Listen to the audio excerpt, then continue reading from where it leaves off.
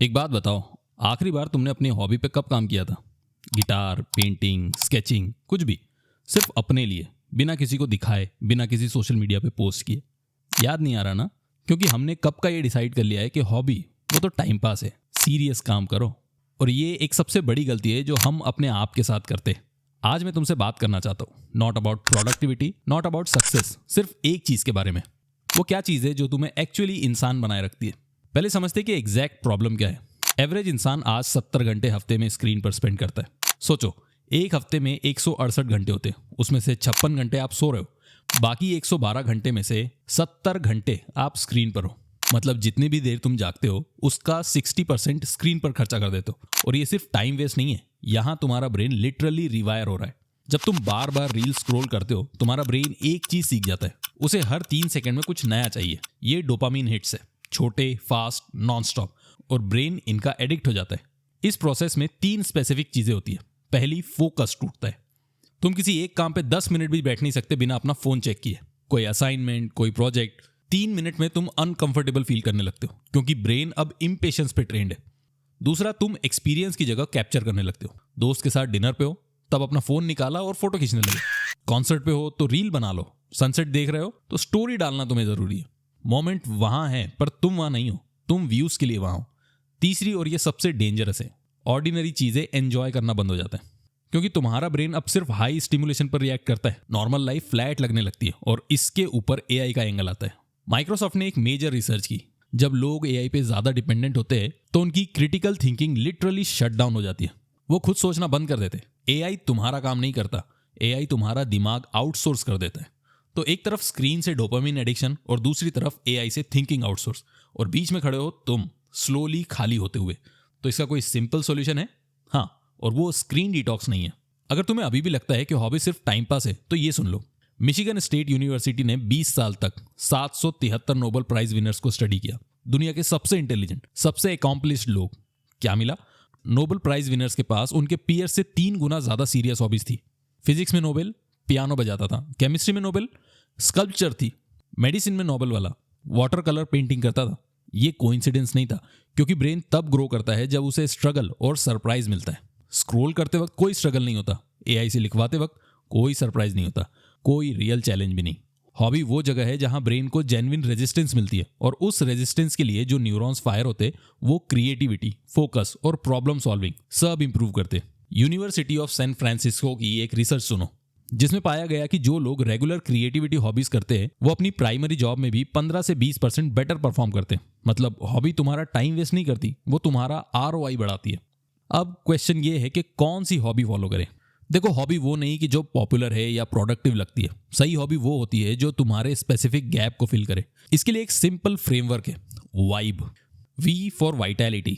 अगर तुम मेंटली थका हुआ फील करते हो, दिमाग ओवरलोडेड है, थॉट्स बंद नहीं होते, तो तुम्हें ऐसी हॉबी चाहिए जिसमें बॉडी मूव करे। क्योंकि जब बॉडी मूव करती है, ब्रेन का थिंकिंग वाला हिस्सा टेम्पररीली शांत हो जाता है और वो रिलीफ फील करता है। डांस करो, साइकिलिंग करो, बैडमिंटन खेलो, या सिर्फ रोज सुबह वॉक करो इंटेंशनली, फोन के बिना। बॉडी मूवमेंट हॉबी है, जिम रूटीन नहीं। फर्क यह है कि जिम में तुम रिजल्ट के लिए जाते हो, वाइटैलिटी हॉबी में तुम फील के लिए जाते हो। I for inquiry. अगर तुम इजीली बोर हो जाते हो, नई चीजें क्विकली मंडेन लगने लगती है, तो तुम्हें ऐसी हॉबी चाहिए जिसमें तुम हमेशा बिगिनर बने रहो, क्योंकि बिगिनर होना अनकंफर्टेबल होता है और वही डिस्कंफर्ट ब्रेन को अलाइव रखता है। नई लैंग्वेज सीखो। हिंदी जानने वालों के लिए जापानीज का एक सेंटेंस भी उन्हें 3 घंटे तक एंटरटेन रख सकता है। चेस सीखो। एक गेम में हजारों पॉसिबिलिटीज होती हो, तुम कभी बोर नहीं हो सकते। गिटार या तबला सीख सकते हो। पहला महीना पेनफुल होगा, दूसरे महीने एक धुन बज जाएगी, और वो फीलिंग किसी रील से नहीं मिलती। B for belonging. अगर तुम अकेला फील करते हो या अपने काम के बाहर कोई कनेक्शन नहीं है, तो तुम्हें ऐसी हॉबी चाहिए जिसमें कम्युनिटी मिले, क्योंकि ह्यूमंस कनेक्शन के लिए वायर है, और स्क्रीन पे कनेक्शन का इल्यूजन मिलता है, रियल कनेक्शन नहीं। Running club, book club, music band या फिर कुकिंग क्लासेस ज्वाइन कर लो। ऐसी जगह ढूंढो जहां तुम अपना काम छोड़ के सिर्फ एक इंसान बन सको। वहां लोग मिलते हैं जो जेन्युइनली कनेक्ट करते। और आखिर में ई फॉर एक्सप्रेशन। अगर तुम सिर्फ कंज्यूम करते रहते हो, कंटेंट, रील्स, वीडियोस, न्यूज़, लेकिन तुम्हारे अंदर से कभी कुछ बाहर नहीं निकलता, तो ये पिलर तुम्हारे लिए। हम सबके अंदर कुछ ना कुछ है जो बाहर आना चाहता है। फोटोग्राफी, राइटिंग, पेंटिंग या स्केचिंग। एक्सप्रेशन हॉबी का मतलब परफॉर्मेंस नहीं है, मतलब है तुम्हारे अंदर से कुछ बाहर आना। इस वाइब में से जो भी पिलर मिसिंग लगता हो, वो ही तुम्हारा स्टार्टिंग पॉइंट है। अब ये सब समझ के भी ज्यादातर लोग एक ही जगह अटके रहते हैं, कौन सी हॉबी फॉलो करूं। ये डिसीजन पैरालिसिस है और इसका एक सिंपल सॉल्यूशन है। एक काम करो, इस हफ्ते एक चीज ट्राई करो, सिर्फ एक बार, लेकिन इसके रूल्स सुन लो। पहला रूल, स्टार्टिंग में कॉस्ट 0 रखो। गिटार खरीदने की जरूरत नहीं है, यूट्यूब पे सीखो। पेंटिंग के लिए एक पेंसिल और पेपर काफी है। रनिंग के लिए सिर्फ शूज चाहिए जो तुम्हारे पास ऑलरेडी पड़े। हॉबी शुरू करने से पहले इन्वेस्ट मत करो, पहले ट्राई करो फिर इन्वेस्ट करो। दूसरा रूल, 20 मिनट से शुरू करो, रोज 20 मिनट, 1 महीने के लिए। ना ज्यादा प्रेशर ना बड़े गोल्स, सिर्फ 20 मिनट डेली, और 1 महीने बाद देखो क्या फील होता है। अगर कुछ फील नहीं हुआ, प्रॉबेबली वो हॉबी तुम्हारे लिए नहीं थी, कुछ और ट्राई करो। अगर कुछ फील हुआ, उसे ग्रो करो। तीसरा रूल, एक्सपेक्ट मत करो। पहले वीक में गिटार पे कोई अच्छी धुन नहीं बजेगी, पहले महीने की ड्राइंग प्रोफेशनल नहीं लगेगी, और पहले रन के बाद फेफड़े में आग लगी होगी। ये नॉर्मल है। और हॉबी का पॉइंट ये नहीं कि तुम उसमें अच्छे हो, हॉबी का पॉइंट ये है कि तुम वहां हो पूरी तरह। अब तुमने हॉबी तो शुरू कर ली, लेकिन इसको बंद कैसे ना होने दे, क्योंकि ज्यादातर लोग ये 3 गलतियां करते हैं। पहली, परफॉर्मेंस माइंडसेट, मुझे इसमें अच्छा होना चाहिए। जैसे ही तुम हॉबी में रिजल्ट ढूंढने लगते हो, वो एंजॉयमेंट खत्म हो जाती है। तुम जज करने लगते हो खुद को, और जब जज करते हो, फन खत्म और हॉबी बंद। दूसरी, कंसिस्टेंसी प्रेशर, 1 दिन मिस किया गिल्ट, 2 दिन मिस किया मैं फेल हो गया, 3 दिन ये हॉबी मेरी नहीं है। ये ऑल और नथिंग थिंकिंग है, ये रियल है और ये हॉबी किलर भी है। वीक में 3-4 बार काफी है। तुम स्कूल के स्टूडेंट नहीं हो जो हर दिन तुम्हें वहां अटेंडेंस लगानी होगी। तीसरी और सबसे इंपॉर्टेंट, हॉबी पोस्ट मत करो। ये सुनने में थोड़ा अजीब लगेगा क्योंकि हम सब ट्रेंड हो चुके हैं कि जो चीज अच्छी लगे उसे शेयर करो, लेकिन जैसे ही तुम अपनी हॉबी को पोस्ट करते हो, ऑडियंस क्रिएट हो जाती है, और ऑडियंस के साथ आता है लाइक्स, कमेंट्स, कंपैरिजन और वैलिडेशन की नीड। और अब तुम हॉबी अपने लिए नहीं कर रहे, ऑडियंस के लिए कर रहे हो। पेरिस गए, मोनालिसा के सामने खड़े हुए और पूरा टाइम सोचते रहे कि फोटो अच्छी आई थी कि नहीं। इस चक्कर में तुमने पेरिस मिस कर दिया। हॉबी उसी के लिए होती है, सिर्फ तुम्हारे लिए।